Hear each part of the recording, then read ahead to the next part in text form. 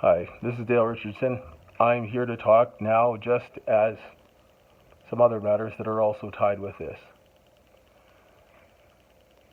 You know, I look at the situation here in North Battleford, and it seems to be just getting worse by the minute. I don't see why it is an issue for someone who wants to operate a business and do what's right for people. I don't understand why that's such a hard thing, why that's such a bad thing, why people tell me that I should go and work at a job when someone is trying to found a corporation. It's like when I go into a place and talk to them about the business that I've opened and they tell me that I'm going to come and get a job. Does the color of my skin make me ineligible to run a business? This is a question I have to ask. When I go in to do something, when we talk about the COVID-19 pandemic response, when I offered the services of the corporation that I work for to the Battleford Seventh-day Adventist Church, they decided that they didn't know enough about this issue, so they decided to reject it. But they also decided to remove me from a position in which I did not sanction.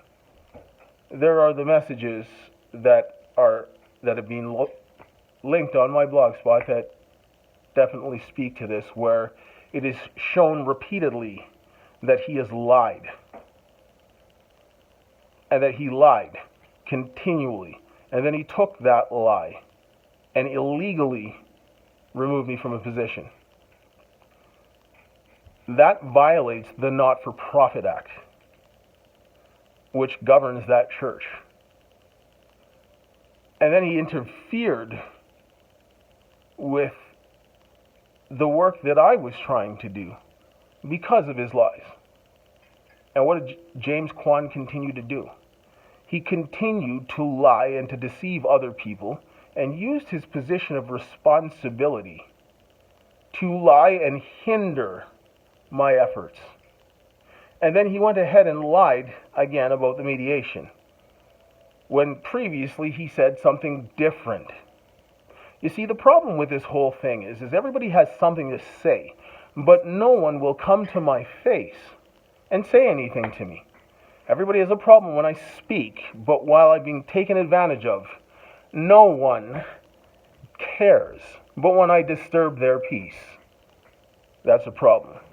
When someone says, oh, I don't want you to disturb my inbox, but when people want my daughter to be thrown out after she was sexually assaulted by my wife, that's okay. But because I'm using the inbox to ask for mercy or ask for justice from people who call themselves the representatives of Christ,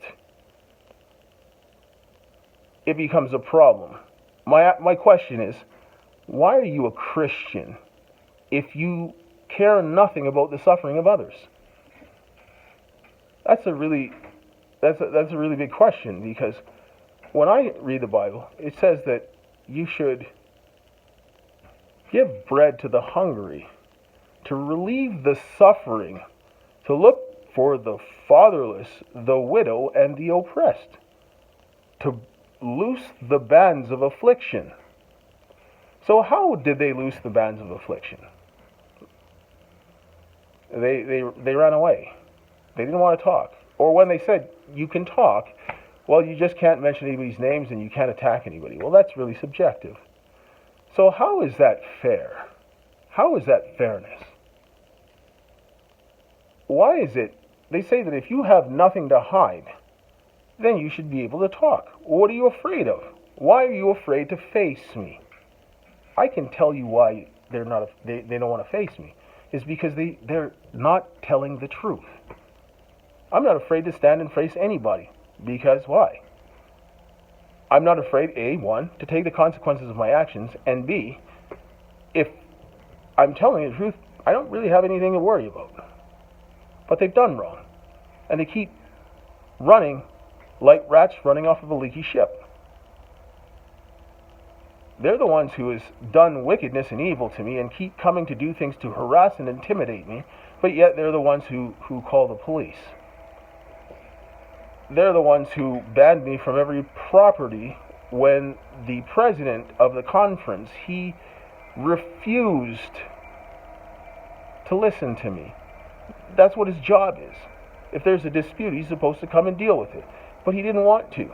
It's not like the man doesn't know me. I've come to the prayer meetings that he used to do at Pine House in Saskatoon. And he saw the way that I would help my friend and how I was willing to do something because this guy had worked so hard and was bringing his kid to school so that he could finish. The guy needed food. I needed a jacket. I didn't buy the jacket. I bought him food because he had nobody else to help him. The guy came from Jamaica. He's here on an international, so he doesn't have anything to help him. So how is he going to help if somebody doesn't help him? I'd go without the jacket. It wasn't as important. Because I don't want to see another person suffer. I'm not a perfect person. I'm far from a perfect person. But I know what it's like to be mistreated. I know what it's like to have a terrible life. I know what it's like to be at the bottom of the barrel. And this is why I don't want other people to experience it. You know, a man showed up to my door during COVID. He was looking for food for his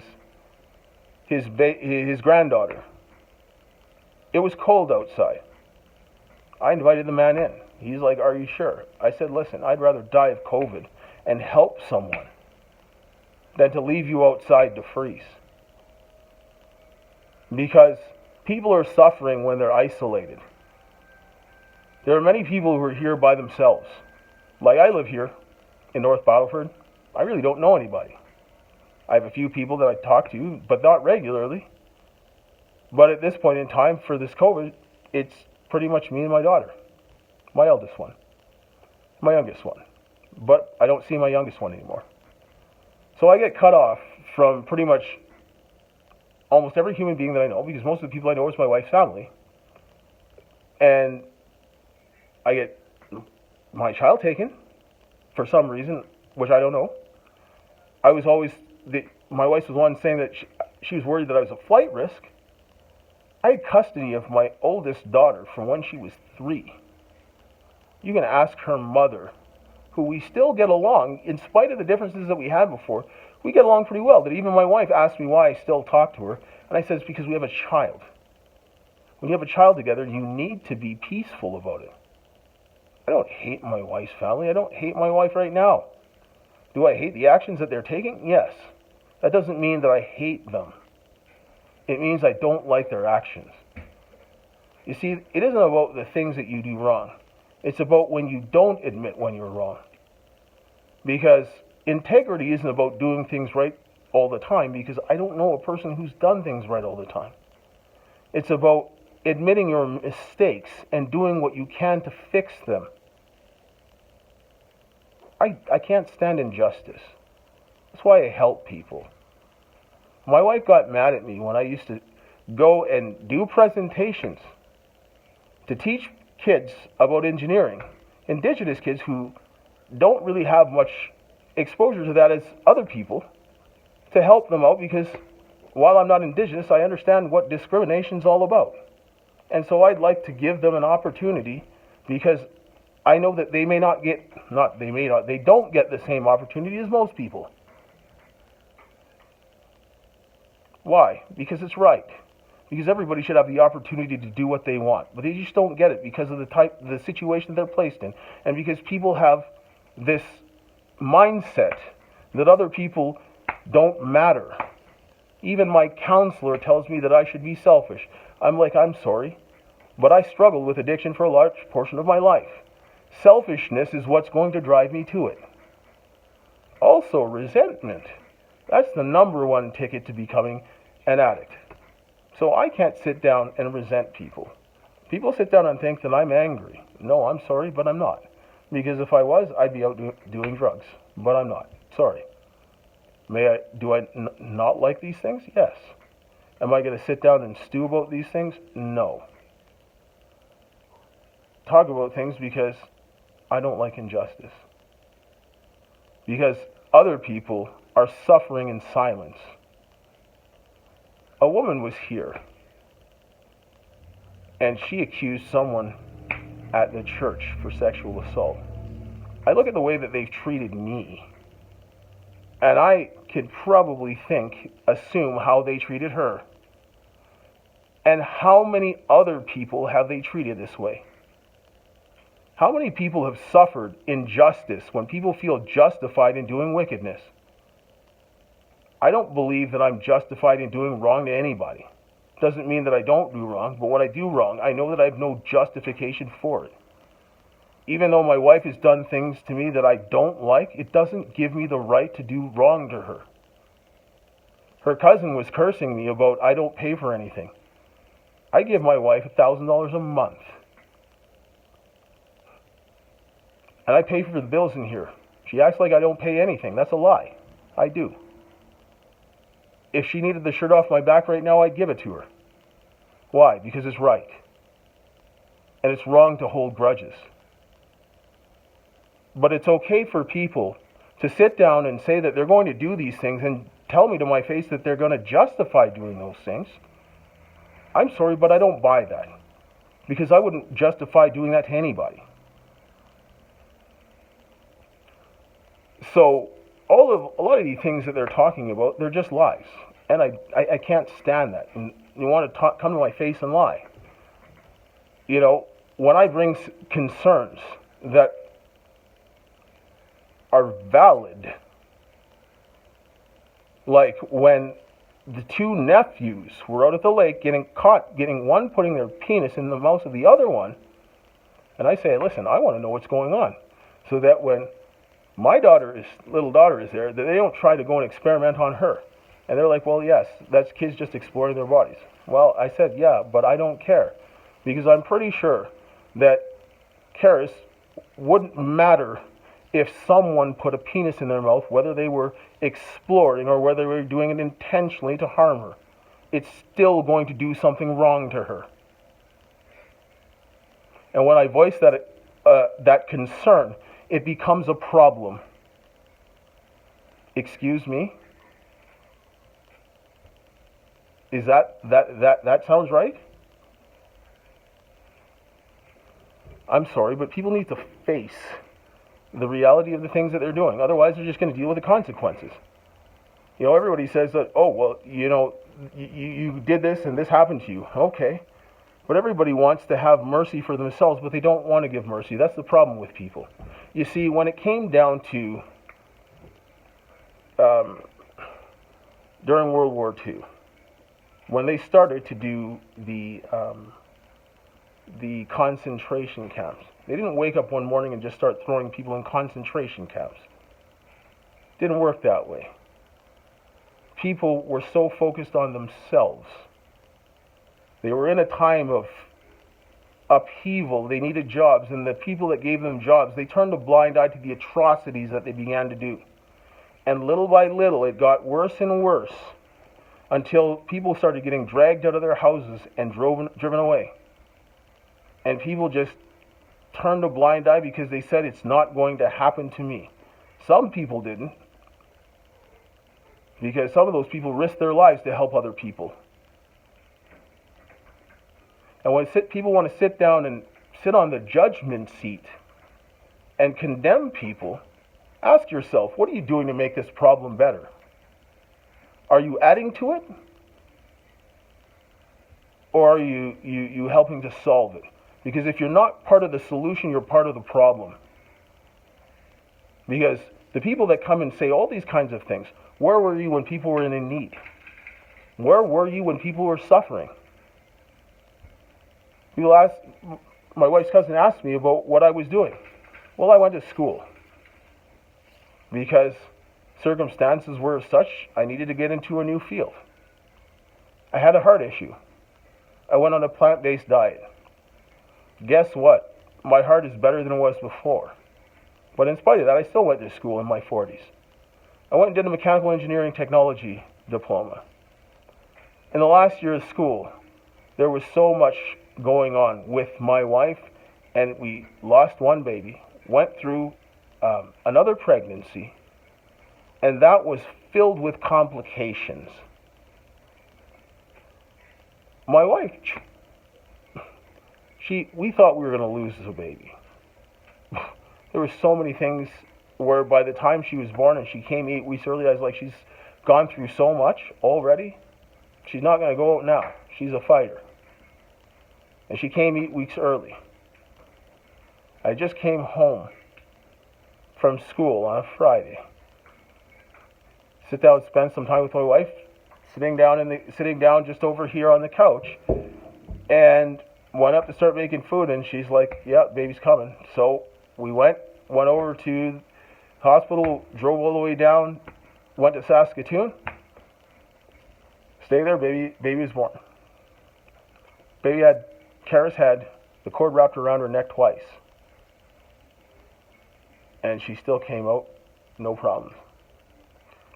We're in the NICU for a few days. But she didn't have a name. We were fighting on names. She wanted Kenna. I said I didn't like it because I didn't want her to get made fun of. She wanted it for her grandfather, but said, well, how about a middle name for it? So we sat down and we started to go through names, and we came across the name Karis.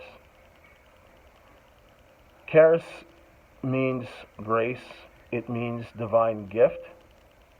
It also means the divine influence on the heart. When I was sitting in that NICU, watching Karis fight, I watched her with a great intent. And I saw something in a completely different way. I looked at her so helpless, but there was little that I could do to help her. But I knew that I would give anything and everything for that kid. So, yes, she was my divine gift. She was Kim's divine gift. Because for everything that she went through, how she should not have been here and she's here, that is nothing else but a gift from God. But my wife, when we had the exchange student here, said, oh, this a-hole didn't give me the name I want in front of people. Well, she herself said that she believed that Karis was also a divine gift because of all the things that she's gone through. And all these things that I've done, that she's done, we both done. Was it easy? No. But it's a child. Child that has a right to know the mother and the father, regardless of whatever's being done. When you look at what's the best interest of the child, it's about how are they going to affect the child. I don't know what I'm doing that is affecting her, that I'm a danger to her. I don't know. I really don't. You know, I help do stuff. I pay for clothes. I give her money. I give Kim money. She doesn't talk to me. She doesn't tell me anything that's going on. I want to know what's going on with my little daughter. I asked Linda at her work, how's my daughter? The Bank of Montreal calls the police on me. Is that fair? No, it isn't. How many other people these types of things has happened to? And people say, well, you talk about the things that happen to you and this and that. Yeah. I could say nothing, but other people are going to suffer. The people at the church that are supposed to be kind and loving, when they just leave you after they just violate you in a way that was worse than being raped, and then they want to sit down and ignore you, and then say that they love you and care. I'm sorry, if that's love, I don't want any. Because anybody can say that they love you. It's the actions. I can guarantee you that if I did to Kim what her and her family did to me, I'd be public enemy number one. No ifs, ands, or buts. Most of the things that she's done, I did not say and chose not to.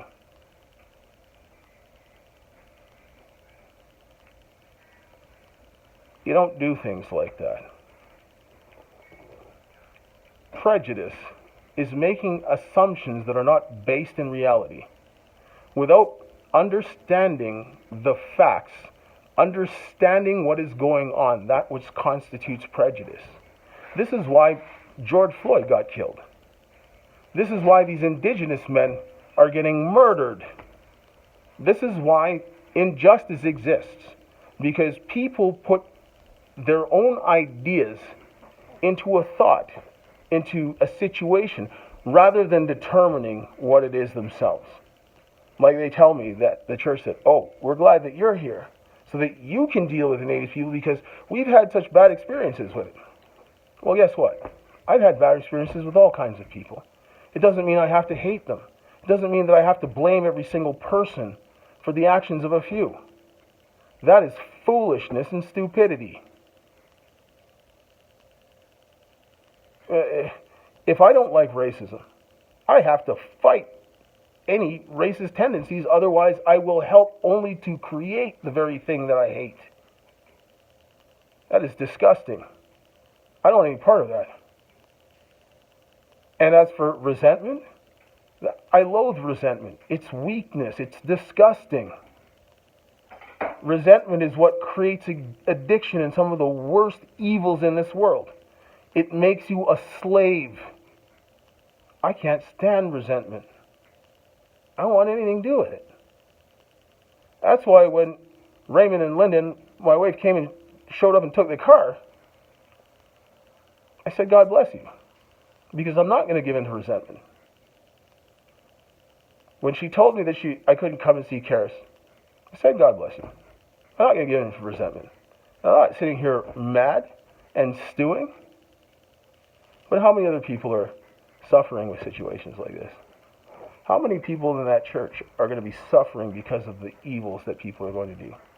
You see, I can't permit these types of things to happen to another human being, because what was done to me, I don't want it to happen to another person. And when you place a person to choose between his 2 children and his wife, I'd rather be dead. I would have rather been raped and beaten within an inch of my life than to be put in that situation. But that's okay to do. Or it's okay to come to my family's house and start arguing with me and disrespecting and yelling inside of my mother's house, both my mother-in-law and my wife. Because I asked my wife to let our daughter stay over, but she keeps saying that she's worried that I was going to roll over on her and kill her. I'm like, listen, I've got a whole child that I've raised that's 23. I've been raising kids while you were still in high school of my own. And my family's there. But every time my side of the family comes by, there's an issue. Why is that? Because even though I didn't like the way that the mediation agreement was, which was very slanted and very biased, whenever Kim's family came by and wanted to do something, I said, go ahead. I'm not going to stop her from seeing your family. Because that's what I believe. Every child needs their mother and their father. The first responsibility is to allow that to happen. It is only under the most dire circumstances you ever do that. And I don't see any dire circumstances. You see, my wife has an issue with resentment. So does her mother and her father. They hold grudges. I'm sorry, but I don't do that.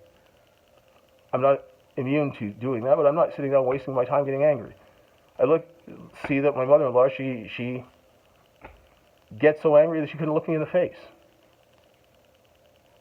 I'm sorry, but I'm not going to let somebody have that kind of power over me. I don't understand. Like, I honestly, I don't understand why someone would do that. Because when it comes down to dealing with something with a kid, I don't have a problem. I bend over backwards. It's just that I don't do the thing that my wife wants me to do. She tells me that I'm trained as a mechanical engineering technologist, but I should go work at the dollar store. I go to start a corporation. She tells me that I should give that up and does everything that she can to work against it, rather than supporting someone's initiative who's trying to do something instead of driving an hour and a half so that he gets more time with his family. That becomes a problem. Or when you say that you're going to break up the family because you don't want me to help the child that has just come out of the hospital after she's been assaulted and sexually assaulted, and then you assault her and then get up and leave. And then because I leave my youngest daughter with my oldest daughter to watch her, she tells me that I needed a psychiatrist letter in order for my oldest daughter to watch the youngest daughter. That's also illegal. And because I said no, well, what does she do? She comes to take the car, the one that she said agreed that I should have because she pressured me to sell the SUV that I owned, that was in my name. Because if I had here, I'd be paying for it, it wouldn't be an issue. And then starts to say all these other things. Like, what is the issue? You want to talk and say all these things? Well, why don't you come and talk to me? Why? What, you think I'm going to do? What, because I'm big, black, and scary, I'm going to hit you? No, I'm not the one who was doing the hitting.